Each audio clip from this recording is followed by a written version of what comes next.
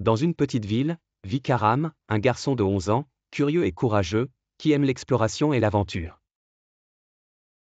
Un jour, Karam trouve une vieille carte qui le mène à un trésor perdu, mais il a besoin de courage, de perspicacité et de fidèles compagnons pour l'atteindre.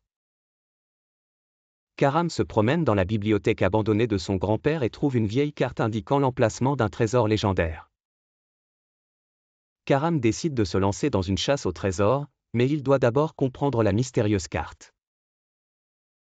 Oh mon Dieu, ce n'est pas une carte ordinaire. Elle mène à un trésor perdu depuis longtemps, je le découvrirai quoi qu'il arrive.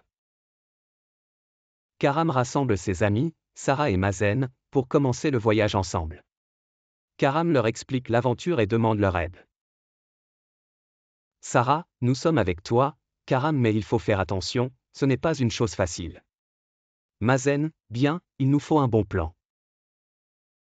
Des amis se réunissent pour analyser la carte et planifier le voyage. Les amis apprennent l'importance d'une bonne planification avant de commencer un projet. Karam, nous devons tout préparer avec soin, la nourriture, l'eau et le matériel. Sarah, et en veillant à ce que nous connaissions notre chemin. L'équipe atteint une rivière au débit rapide et doit trouver un moyen de la traverser en toute sécurité. Ils utilisent des cordes et du bois pour fabriquer un pont temporaire.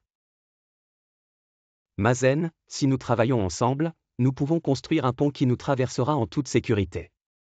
Sarah, l'idée est géniale, commençons. Ils entrent dans une grotte sombre pleine de rochers pointus et d'obstacles. Karam apprend l'importance du courage et de la patience face à la peur. Karam, la peur est naturelle, mais il faut continuer. La lumière au bout du tunnel apparaîtra bientôt.